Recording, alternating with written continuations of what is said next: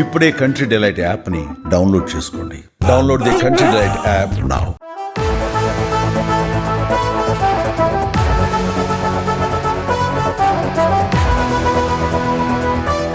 పవన్ కళ్యాణ్ను గెలికేశారు. ఆ గెలికితే ఎట్లా ఉంటుందో చూపించేందుకు రిటర్న్ గిఫ్ట్ ఇవ్వడానికి రెడీ అయ్యాడు హరిహర వీరమల్లు. అవును, ఇప్పటి వరకు తెర వెనక నుంచి వ్యవహారం నడిపించిన భీమ్లా నాయక్ ఇప్పుడు డైరెక్ట్ అయ్యారు. తనకు రిటర్న్ గిఫ్ట్ ఇచ్చిన ఇండస్ట్రీకి అసలు సినిమా చూపిస్తానని వార్నింగ్ ఇచ్చారు. పవన్ గ్యారేజ్ ఓపెన్, ఇచ్చట అన్ని రిపేర్లు చేయబడను అన్నట్లుగా పవన్ వార్నింగ్ ఇచ్చారు. టోటల్గా తెలుగు సినీ పరిశ్రమలో పవనిజం కమింగ్ సూన్ అని సాలిడ్గా సంకేతాలు వచ్చేశాయి.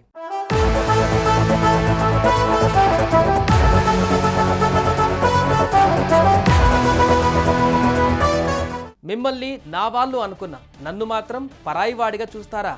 తెలుగు సినిమా నాది అనుకుంటే నా సినిమాకే ఎసరు పెడతారా? ఇండస్ట్రీ నాకిచ్చిన రిటర్న్ గిఫ్ట్కు చాలా చాలా థ్యాంక్స్. నా ఒరిజినల్ సినిమా ఎలా ఉంటుందో ఇకపై చూద్దురు గాని అంటూ చూపుడు వెలుతూ హెచ్చరించారు ఏపీ డిప్యూటీ సీఎం ఉరాఫ్. టాలీవుడ్ పవర్ స్టార్ గాడి తప్పిన ఇండస్ట్రీకి రిపేర్లు చేయడానికి ప్రణాళికలు కూడా సిద్ధంగా ఉన్నట్లు చెప్పేశారు. తన సినిమా విడుదలకు ముందు థియేటర్లు బంద్ అంటున్న ఆ నలుగురికి గట్టి వార్నింగ్ ఇచ్చారు. తెలుగు చిత్రసీమ తనకు మంచి రిటర్న్ గిఫ్ట్ ఇచ్చిందని, అందుకు కృతజ్ఞతలు అంటూ సెటర్ వేసిన పవన్ కళ్యాణ్ ఏపీలో టాలీవుడ్కు పరిశ్రమ హోదా కల్పించి ప్రోత్సాహం అందించేందుకు కృషి చేస్తుంటే తెలుగు సినీ రంగంలో ఉన్నవారికి ప్రభుత్వం అంటే కనీస మర్యాద, కృతజ్ఞత కనిపించడం లేదని ఆగ్రహం వ్యక్తం చేశారు.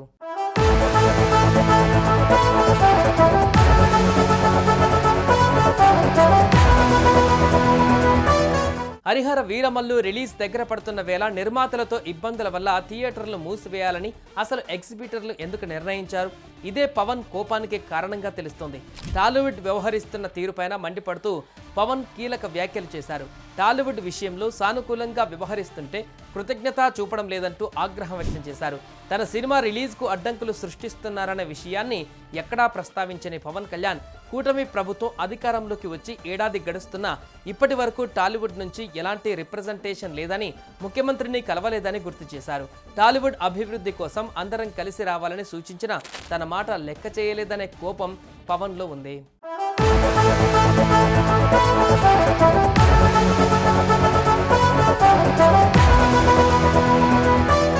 ఇక రిటర్న్ గిఫ్ట్ ఇచ్చేందుకు పవన్ కళ్యాణ్ రెడీ అయ్యారు. సినిమా రంగానికి పరిశ్రమ హోదా ఇచ్చేందుకు ఆలోచనలు చేస్తున్న పవన్ కళ్యాణ్ తెలుగు సినిమాకి చెందిన కొందరు ఇచ్చిన రిటర్న్ గిఫ్ట్కు కూడా తగిన విధంగానే స్వీకరించాలని నిర్ణయించారు. ఈ రిటర్న్ గిఫ్ట్కు కృతజ్ఞతలు చెప్పారు. ఇక నుంచి వ్యక్తిగత విజ్ఞాపనలు, చర్చలు లేవని తేల్చేశారు. సంబంధిత విభాగం ప్రతినిధులతోనే చర్చిస్తారు.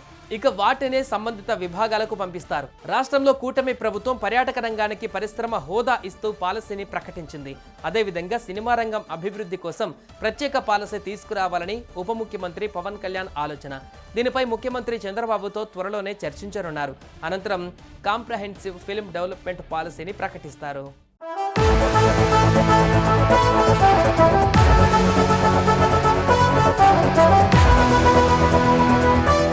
మరోవైపు రాష్ట్రంలో మల్టీప్లెక్స్లు ఎన్ని ఉన్నాయి అనే విషయం పైన పవన్ ఫోకస్ పెట్టినట్టుగా తెలుస్తుంది. రాష్ట్రంలో మల్టీప్లెక్స్ స్థాయి సినిమా హాల్స్ ఎన్ని ఉన్నాయో తెలియజేయాలని ఇప్పటికే సినిమాటోగ్రఫీ శాఖ అధికారులను నివేదిక అడిగారు. కొన్ని పట్టణాలలో సింగిల్ థియేటర్లను కూడా 2-3 స్క్రీన్లుగా విభజించి మల్టీప్లెక్స్ విధానంలో నడుపుతున్నారు.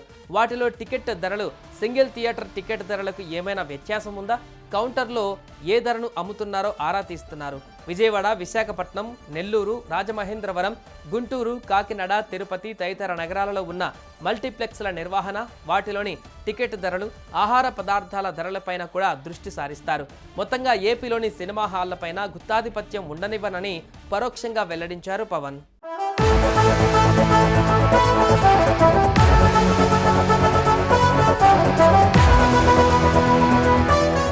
సుమన్ టీవీలో మీ పర్సనల్ అండ్ బిజినెస్ ప్రమోషన్స్ కోసం కింది నెంబర్కి కాంటాక్ట్ చేయండి.